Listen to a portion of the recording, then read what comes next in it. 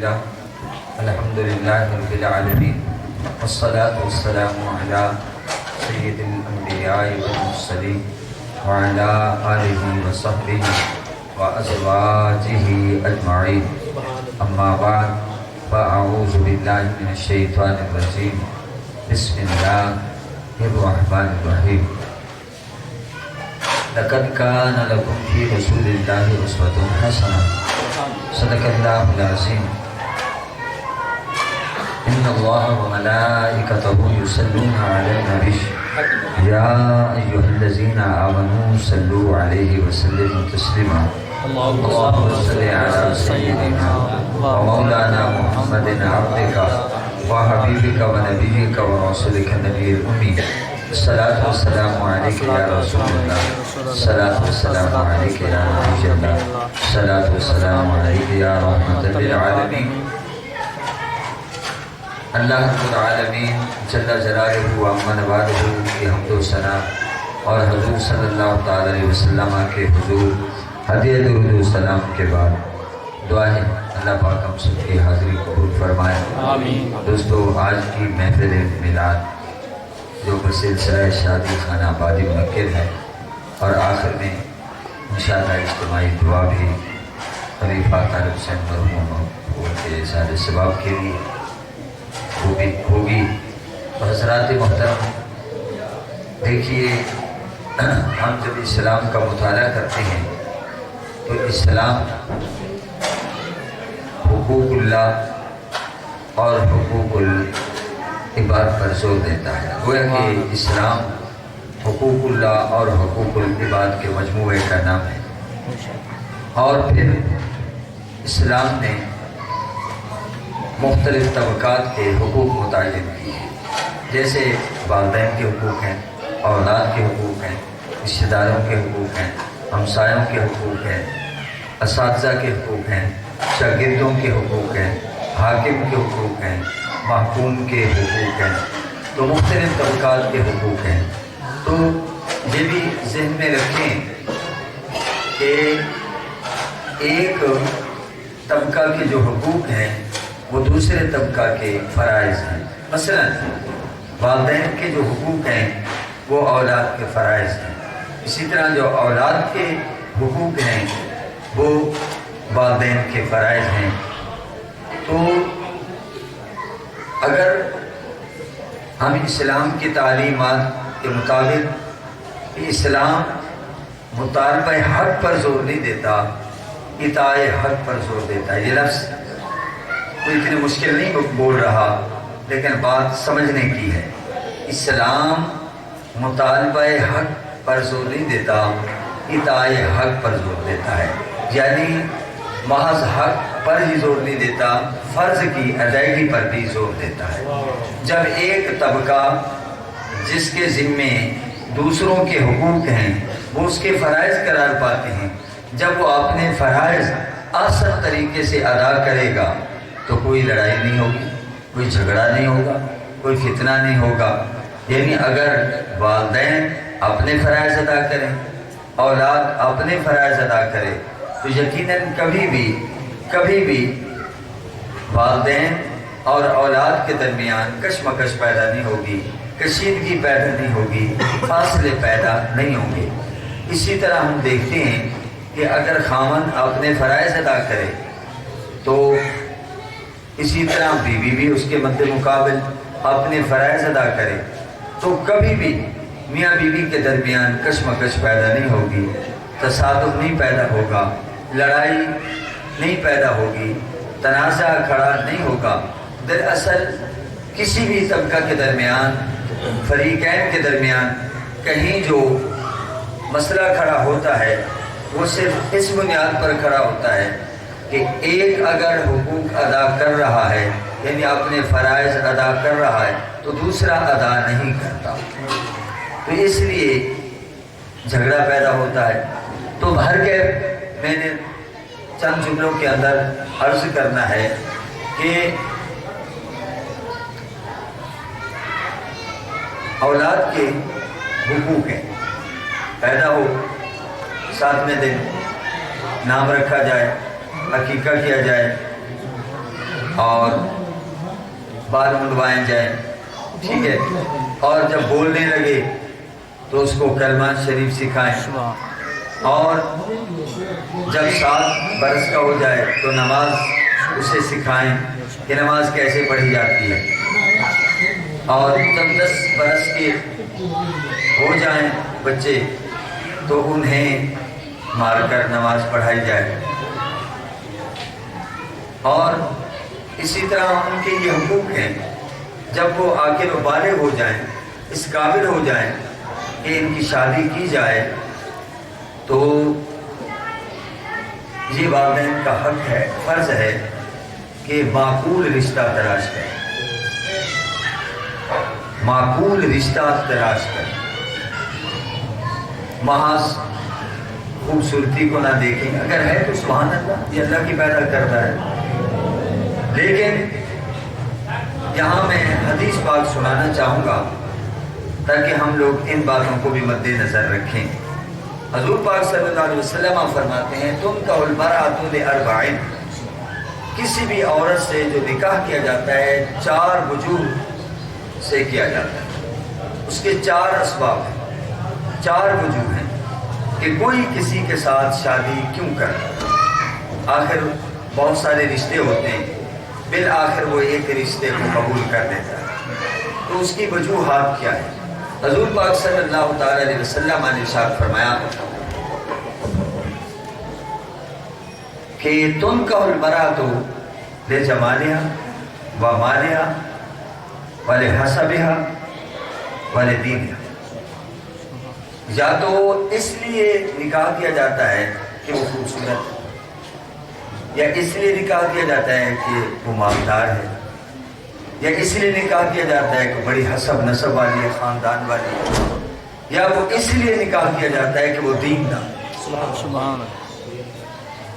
اور حضور صلی اللہ تعالی وسلم نے ہماری جو تربیت فرمائی، ہمیں کریم آقا نے جو ہدایت دی، فرمایا تم دین والی عورت کو ترجیح دو، جس کے پاس دین، جس کے پاس دین ہے اس کو ترجیح دو۔ ظاہر ہے کہ جو دین والی لڑکی آئے گی، آگے چونکہ خاندان چلنا ہے، اگر ماں کی گود علم کے نور سے آراستہ ہوگی، ماں کی گود پر نور ہوگی، تو آگے جو نسلیں چلیں گی الحمدللہ وہ بھی علم سے مالا مال ہو سکتی۔ تو اس کی میں تھوڑی سی وضاحت کرتے ہوئے آگے چلوں گا کہ بعض لوگ اس لیے نکاح کرتے ہیں کہ یہ خوبصورت ہے، ماں باپ کو تنگ کر دیتے ہیں، ماں باپ مجبور ہو جاتے ہیں، یعنی بس صرف خوبصورتی، ظاہری حسن و جمال ہو، چاہے وہ آ جائے، شادی ہو جائے، چاہے اس کے کپڑے دھو دے یا نہ دھو دے، خواہ وہ روٹی پکا کر دے یا نہ پکا کر دے، وہ عزت کرے یا نہ کرے، چاہے وہ گھر میں آ کر حکم چلائے، وہ خوبصورت، بس یعنی خوبصورتی کے ارد گرد طواف کرنا ہے۔ تو کتنے دن خوبصورتی رہے گی؟ کتنے دن؟ مثال کے طور پر 20 سال 25 سال کیسے میں شادی ہو رہی ہے، تو خیر سے 25 سال 30 سال اور گزریں گے، وہ جس کے ارد گرد ماشاءاللہ وہ پروانے کی طرح یعنی طواف کرتے تھے، اب وہ بات نہیں رہی۔ یہ ہے خوبصورتی کا انجام۔ تو حضرات محترم، اسلام کہتا ہے چلیے ٹھیک ہے، خوبصورت بھی ہو اور خوبصیرت بھی ہو، اگر ہم لوگ ایمان سے ان چیزوں کو ترجیح دیتے نا، آج کتنی بچیاں ہیں جن کے بال سفید ہو گئے، چاندی آ گئی، ان کی 50 سال عمر ہو گئی، صرف اس امید میں کہ کبھی کوئی رشتہ آ جائے۔ اب کیسے آئے؟ کتنے گھر؟ اور بھی بہت سارے اسباب ہیں دوستو،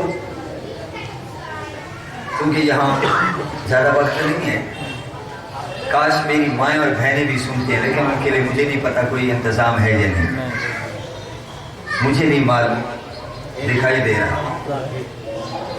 اچھا وہی میں، چلو بڑی مہربانی آپ نے میری رہنمائی، اللہ کرے وہ میری بات کو سن بھی رہی ہے۔ میں اپنی بہنوں اور اپنی بیٹیوں سے مخاطب ہو کر کہوں گا، اصل مسئلہ کیا ہے؟ اصل مسئلہ کیا ہے؟ اسلام نے وراثت پر زور دیا ہے، جہیز پر زور نہیں دیا۔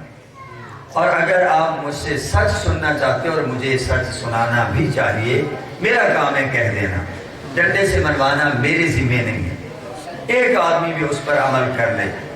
اصل میں ہوتا یوں ہے کہ ہم سارے معاملات بیٹی والوں پر ڈال دیتے ہیں، بیٹی بھی کو دے رہے ہیں، وہ جیسے تیسے الٹے لٹکے یا سیدھے وہ جہیز ہیں، لیکن سب کی ڈیمانڈ نہیں ہوتی۔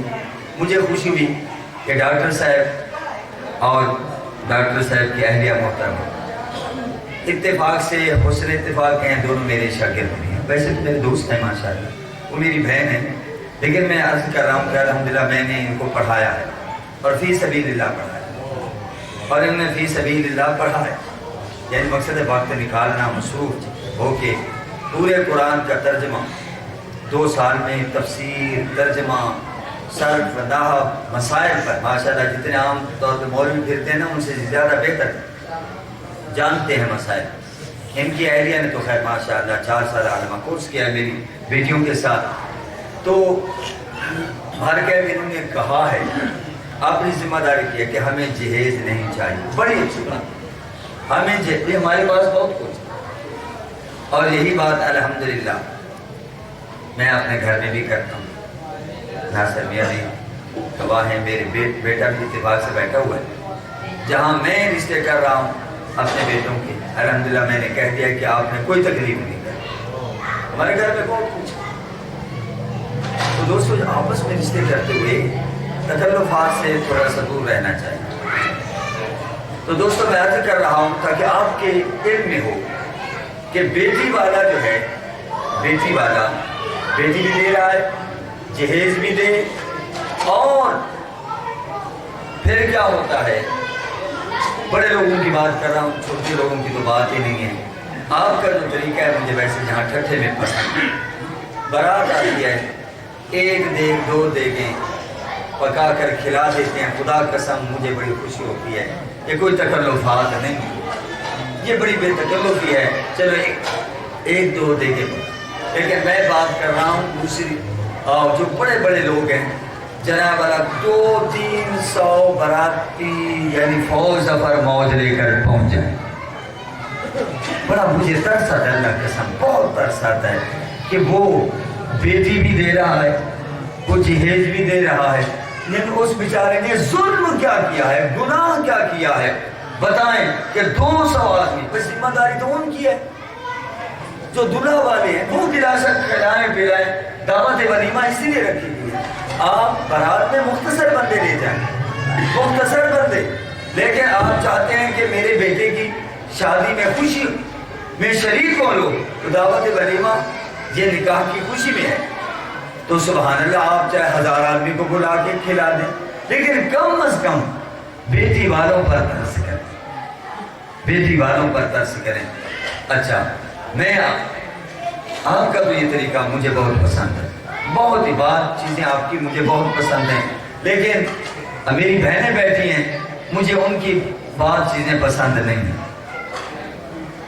مثلا بھئی کوئی پیلا جوڑا لازمی، پتہ ہے آپ کو، آپ نے پڑھا ہے، آپ نے بزرگوں سے سنا ہے، آج بھی وہ بزرگ موجود ہیں، یہ پیلا جوڑا تو ہندو رسم کے طور پر، ہماری رسم نہیں ہے کبھی بھی، تو جو چیز ہماری رسم میں بھی، اچھا چلو اگر آپ جوڑا پہنانا بھی چاہتی ہیں تو سفید پہنا دیں، امن کی علامت ہے، سبز پہنا دیں، یہ بھی اچھی بات ہے، کوئی اور رنگ پہنا دے، ضروری ہم نے ہندوؤں کی رسم ادا کرنی ہے۔ میری بہن ذرا اس پر آپ غور کریں، میری بیٹی آپ اس پر غور کریں، اللہ پھر انگوٹھی کا مسئلہ ہے، اس کو رسم کے طور پر لیں، بیچارے کباڑا کر کے، اب کمانے والے کو دیکھو کس طرح وہ ریڑھی لگا لگا کر محنتیں کر کر کے وہ بڑی مشکل سے گزارا کر رہا ہے، حالانکہ آپ جو یہ لاک ڈاؤن ہے یا کرونا ہے اس میں تو بڑی سادگی سے بھی ہو سکتا ہے. باہر کے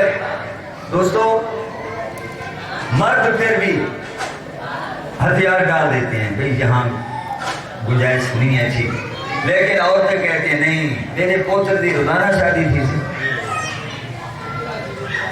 اللہ اکبر. تو دوستو میں حدیث کا حوالہ دینا چاہوں گا. دیکھیے میری بہنیں, میری بیٹیاں ذرا توجہ سے سن لیں. دیکھیے جب حضرت علی المرتضی رضی اللہ تعالی عنہ نے حضور صلی اللہ علیہ وسلم بارگاہ میں حضرت فاطمہ الزہرا کا پیغام نکاح پیش کیا کہ میں ارادہ رکھتا ہوں کہ آپ اپنی بیٹی کا مجھ سے, یعنی براہ راست تو آپ نے نہیں کہا, صحابہ کرام کے ذریعے. اب حضور علیہ السلام نے حضرت علی سے فرمایا بھئی تم جو شادی کرنے چلے ہو ایک نئی زندگی کا آغاز, تمہارے پاس کیا ہے؟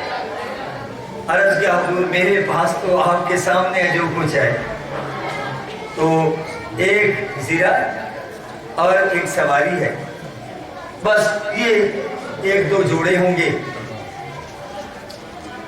میرے پاس تو زیادہ کچھ بھی نہیں ہے. حضور نے فرمایا چلو سواری بھی جہاد کی ایک ضرورت ہے, سفر کی ضرورت ہے, چلو زیرہ بھی ہے تو جہاد کے لیے ضرورت ہے, لیکن اس کے بغیر گزارا ہو سکتا ہے, آپ اسے بیچیں اور شادی کیا کریں. اب آپ سنتے ہیں نوجوانوں, آپ کچھ کر لیں, کچھ آپ ہی کر لیں. بھئی میں نے تہیہ کیا ہوگا, میں اس پر عمل کروں انشاءاللہ, میں اس پر عمل کروں. اگر کسی کو تھوڑا سا شک بھی ہو تو کہیں گے, کیونکہ یہاں کچھ لوگ بیٹھے ہیں وہ کہیں گے شادی سے نعرے لگا, میں جانتا ہوں انہیں, وہ سمجھتا ہوں کہ شاید نعرے لگا. جب گھر والے بیٹھے ہو نا پھر نعرے نہیں چلتے ہوتے.